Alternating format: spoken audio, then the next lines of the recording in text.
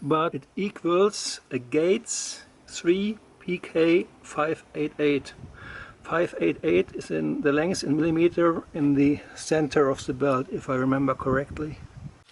And meanwhile I saw on YouTube that it's actually quite easy to get to the lower intake gaskets. So yeah, I just removed another 4 bolts, removed the 6 connectors for the injectors, fuel injectors, and yeah, as you can see, the lower intake gaskets also don't look too good at all. One really has to wonder if somebody fiddled around or if it's made like that in the factory. I just don't know. I just cleaned up the area completely where normally the plastic part with the 6 fuel injectors sits on, and I used those 2 hand wire brushes to clean it up. Afterwards a vacuum cleaner and then air pressure. Now I installed the part with the fuel injectors back on, put the connectors back on the fuel injectors, and by the way, it wasn't really necessary at all to remove the connectors. You can just leave them on. So I just put those 4 bolts back on. And yesterday I was really quite happy that I finally received the gaskets for the upper air intake, but as you can see, it's a little bit too big, because those green gaskets are the gaskets for the 2.5 and 3 liter engine of the X Type, while the ones for the X Type are smaller. And I tried to get hold of them in Australia. There's one company which has a monopoly on Jaguar parts kind of in Australia, and they're extremely unhelpful. So they wouldn't even give me the part number, even though they had that right in front of them for the gasket, the correct part number. So I just had to spend some more time on the internet. I would definitely not order from those guys with inflated prices, as nobody else had those parts in Australia. I just placed an order in England, way cheaper, and they're in the mail now. Hopefully in about a week's time I'll have them here. And meanwhile, so I'm able to move and drive the Jaguar, I provisionally fixed the torn, they were torn because I forced them out, old gaskets with gasket sealant, the liquid one which I used before. Yeah, put those old parts back in again, reassemble the engine again until the new parts arrive and can swap them. The same applies for the lower gaskets of the air intake. Will also be the old ones until I get the supply from England. That's now the old patched up gaskets put back into position. So when I reinstalled the air intake, I temporarily removed that tube holder with its Christmas tree fixing from its position, because I was afraid I would damage it while I put the air intake back in. And I left it loose to start with, and the very first thing I did is fixing that harness, that wiring loom in the back again to its 2 screws. And the reason why it's so nice and shiny, my air intake, is I used a wire brush and angle grinder, and afterwards when it was very clean, and also the hand wire brush for the area here which I can't reach with the wire brush and the angle grinder. And when I was done, I put a top coat of clear coat spray on. To fix the air intakes, there are 3 long and 3 short bolts. You can't really mix them up because the long ones only fall into position in 3 of those holes. But anyway, it's 1, 2, and 3. And the other 3 ones are the short ones. Oh, actually there's not a difference. 1 long and 1 short bolt has got a big rubber base. That's the short one, the big rubber base. And that's the big one with a big rubber base. What you can see here is the engine reassembled, and it runs just fine. You may notice the hose on top, nicely silver. It's not original. Actually, originally, yeah, I don't know if it's originally. The hose which I found in there previously was that hose. And as you can see, it's contracting extremely easily. So with the suction force of the engine, when I when I accelerate here, I really saw that hose contracting, and it can't be good.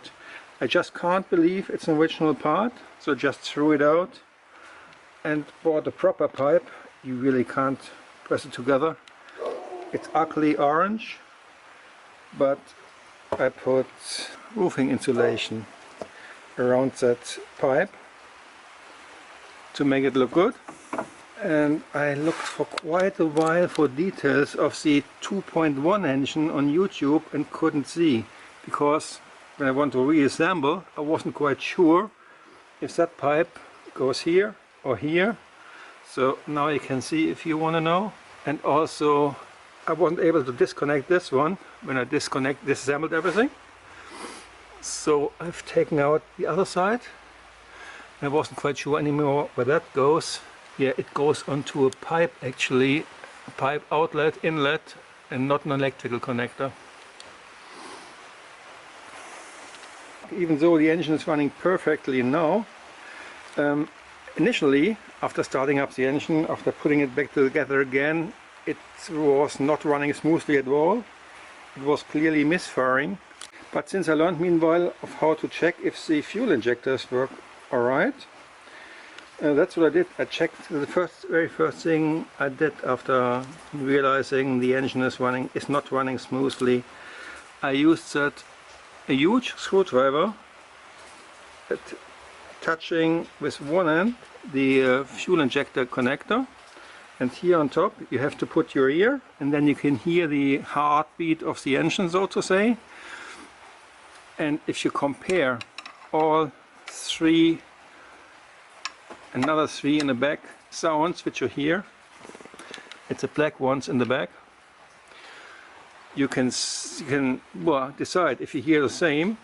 In my case there wasn't any heartbeat coming from that connector, so I realized pretty quickly I didn't put that connector on properly. So basically the engine was running on 5 cylinders, and that wasn't good. And after attaching that connector, everything was fine, engine was running fine. Well, I reckon repairing a Jag in Australia means repairing it twice, every time.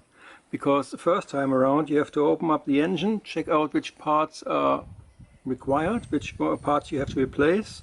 Then you have to improvise to make it go anyway without having new parts. Then you have to order new parts in England, have to wait for them to arrive, and then you can finally fix it the second time around.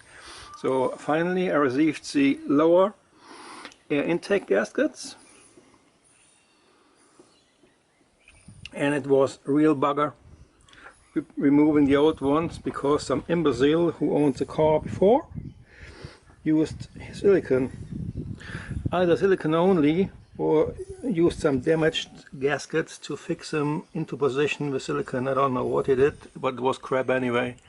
So after, well, that's the best part, normally I got tiny heaps of tiny little bits of pieces out of there, stretched everything out with a screwdriver and cleaned it up with an air gun, at the same time making sure the dirt doesn't go into the air intake. Those are the upper gaskets, upper air intake gaskets. And also I discovered that one of those connectors for the fuel injectors was broken.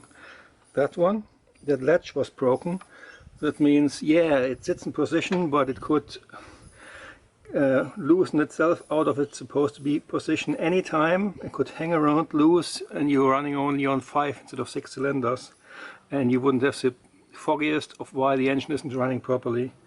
So I was actually able to get one of those connectors by itself, and I soldered it into position using heat shrink tube, and then insulation tape around. It's a bit difficult to get onto this part, because I haven't found a way to disconnect this or the connector for the short loom, which is the loom for the injectors. It just sits tightly and doesn't want to disconnect. So yeah, I have to lean over and do everything here. That's the underside of that middle part with the injectors mounted, turned around 180 degrees currently. and that's where it goes on to in a moment. And as I showed you before, I covered it with a rag. Just be sure dirt doesn't go into those openings, but regardless I just had to clean it out with a vacuum cleaner and an air gun anyway. A little bit of dirt came out. So I turned around that part with the fuel injectors 180 degrees and put it back into position.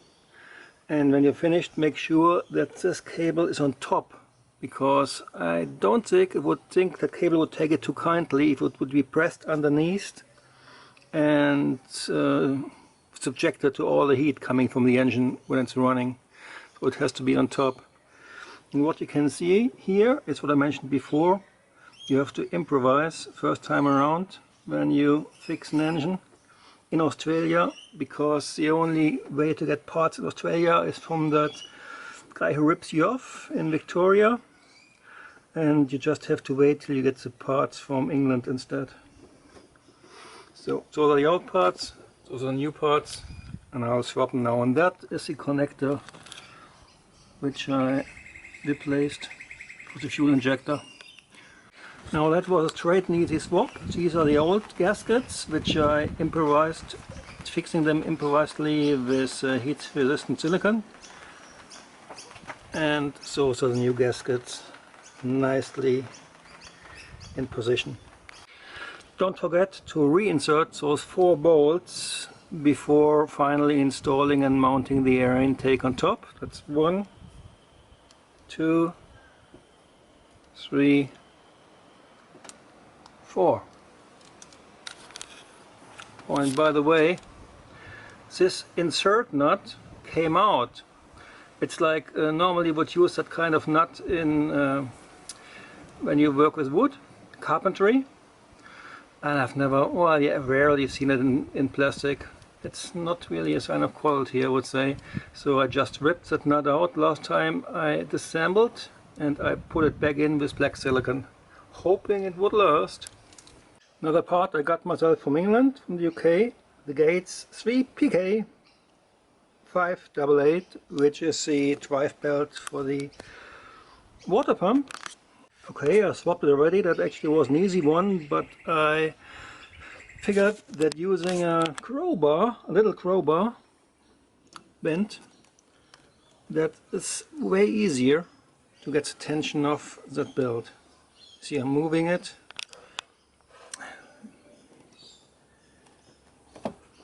And I just take the crowbar out. Let's see, that luckily had exactly the right size for my purpose. And I mentioned before that bolt was a bit of a worry. The original screw is, I don't know, maybe 55 long, 50. And I bought a screw which is 75 long with nuts. And it's quite awkward, quite tricky to get that bolt fixed in its nut from underneath, because it's very hard to access. So the solution I came up with, first of all I had to replace the nut with another nut which is magnetic. And you see that magnetic stick. And additionally I fixed that nut onto the washer with black silicone, and also on top of that washer I put black silicone. The intention is that when I next remove that bolt, hopefully the assembly of washer and nut would stay attached from underneath and wouldn't fall around the engine compartment. Okay, now I've thrown the air filter box back in again, and it's running just smoothly. Additionally, I bought that diagnostic on eBay for $42 Australian dollars, which is a pretty good idea, because my mechanic advised me to go to the local auto electrician, and I went there, asked. I would have to wait for 2 weeks and pay $66, and now I know that the result which I would have gotten there would have been totally useless, because this thingy gave me something like 11 failure warnings, which were collected sometime during the last few years, because if somebody is not servicing the Jaguar, all the old failure diagnostic messages are in there, and you wouldn't have the slightest idea which ones are actually up to date. So first off, you have to delete them, drive again, check again, which I did, and after fixing everything and driving again, even when I just provisionally fixed it without having the proper air intake gaskets, it didn't show me any failures anymore, which is quite great.